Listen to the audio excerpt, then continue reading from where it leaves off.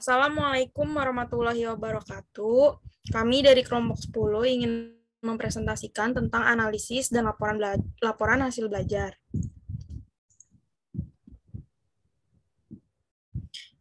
Kelompok kami beranggotakan Aktiva Hairunisa, Alia Nadia, Faradila Sisilianti, dan saya sendiri Hana Alia.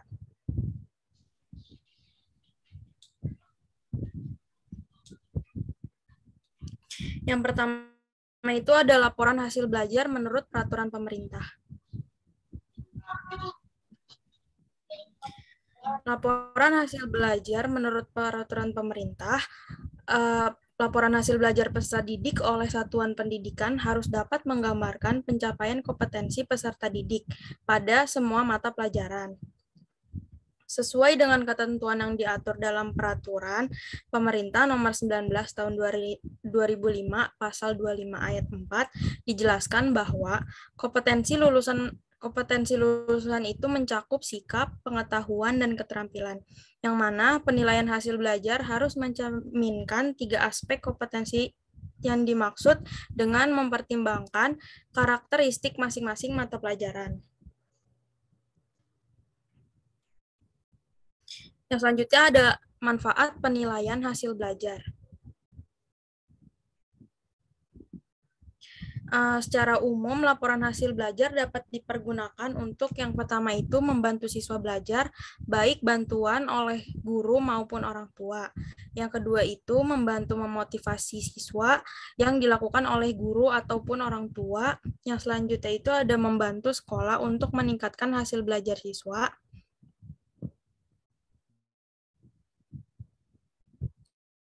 Lalu membantu sekolah memperbaiki program pembelajaran dan membantu sekolah dalam melengkapi fasilitas dan infrastruktur pendukung pembelajaran.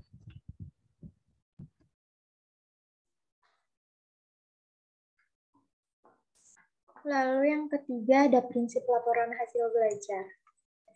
Asas pelaporan hasil penilaian itu menurut Departemen Pendidikan Nasional tahun 2004, pelaporan hasil belajar peserta didik memiliki sejumlah asas, yaitu yang pertama, memperkuat motivasi belajar peserta didik, yang kedua, memperkuat daya ingat dan meningkatkan kemampuan transfer hasil belajarnya, yang ketiga, memperbesar pemahaman peserta didik terhadap dirinya, dan yang terakhir, memberikan umpan balik terhadap keefektifan pembelajaran. Lalu selanjutnya yang keempat ada kriteria penyusunan laporan hasil belajar. Di sini kriteria penyusunan laporan hasil belajar oleh Departemen Pendidikan Nasional tahun 2004 menentukan sejumlah kriteria penyusunan laporan hasil belajar yang harus diikuti, yaitu yang pertama, menggunakan format dan bahasa yang komunikatif dan mudah dipahami. Lalu berkaitan erat dengan hasil belajar yang ingin dicapai siswa. Kemudian, memuat hasil pengolahan data yang konsisten, lalu menitik beratkan pada hasil yang dicapai siswa. Lalu berikutnya berisi informasi tingkat pencapaian hasil belajar dalam kaitannya dengan standar kemampuan yang diterapkan. Dan yang terakhir memberikan informasi kemampuan akademik atau penguasaan standar kemampuan mata pelajaran, sosial, emosional, dan fisik yang dicapai siswa. Lalu di sini ada konsisten dengan pelaksanaan penilaian. Selanjutnya dapat memberikan informasi untuk melakukan diagnostik hasil belajar, lalu memberikan informasi yang dapat membantu orang tua untuk lebih mengembangkan dan meningkatkan kemampuan siswa. Lalu ada dapat memberikan informasi kemampuan siswa secara individu maupun kelas dalam mencapai kompetensi dasar. Yang terakhir, menarik dan membuat aspek-aspek yang berguna bagi peningkatan kemampuan siswa.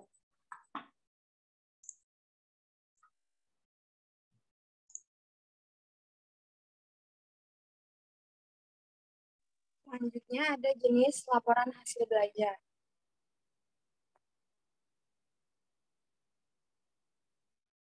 Bisa di-next? Yang pertama ada laporan kepada kepala sekolah. Laporan kepada kepala sekolah berupa prestasi atau hasil belajar para peserta didik sesuai dengan bidang studi yang dijalaninya, termasuk perkembangan belajar peserta didik selama mengikuti pendidikan di sekolah. Melalui laporan tersebut, kepala sekolah dapat mengetahui tingkat keberhasilan peserta didik di dalam bidang studi tertentu. Yang kedua, ada laporan kepada wali kelas. Laporan hasil penilaian kepada wali kelas berupa nilai masak atau telah jadi untuk digunakan dalam pengisian nilai rapor. Nilai hasil belajar yang dilaporkan sudah diperhitungkan hasil tes formal dan sumatif, termasuk catatan khusus yang dibuat oleh guru mengenai kemajuan belajar peserta didik selama menempuh pengalaman belajarnya. Selanjutnya ada laporan kepada guru pembimbing. Guru pembimbing memerlukan laporan khusus dari setiap guru mata pelajaran mengenai peserta didik yang dibimbing yang mencakup kesulitan belajar, disiplin dan motivasi, penyesuaian diri, kasus kenakalan, kehidupan pribadi, baik nama peserta didik, latar belakang, keluarga, identitas, dan juga prestasi belajarnya. Selanjutnya ada laporan terhadap orang tua peserta didik. Laporan hasil penilaian terhadap orang tua peserta didik dapat disajikan dalam data kuantitatif atau dalam bentuk rapot.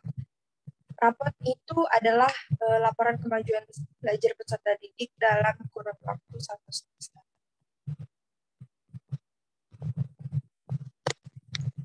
Selanjutnya ada isi laporan hasil belajar. Nah, untuk isi laporan hasil belajar itu biasanya di halaman pertama ada identitas peserta didik, lalu selanjutnya ada format nilai hasil belajar peserta didik, lalu ada format ketercapaian kompetensi peserta didik, pengembangan diri, lalu ada akhlak mulia dan kepribadian, kehadiran, catatan wali kelas, catatan prestasi peserta didik, dan yang terakhir ada keterangan pindah sekolah.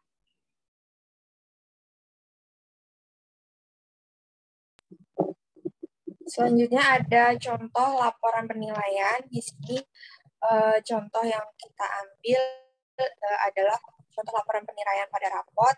Terdapat mata pelajaran, KKM, angka, huruf, pada bidang pengetahuan, dan juga praktik.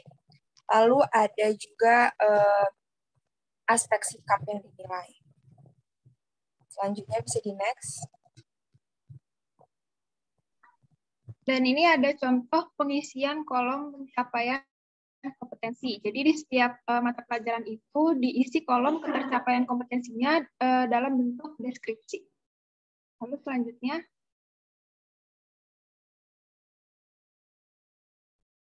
Nah, di sini juga ada muatan lokal, dideskripsikan juga apakah siswa tersebut sudah mencapai KKM atau belum.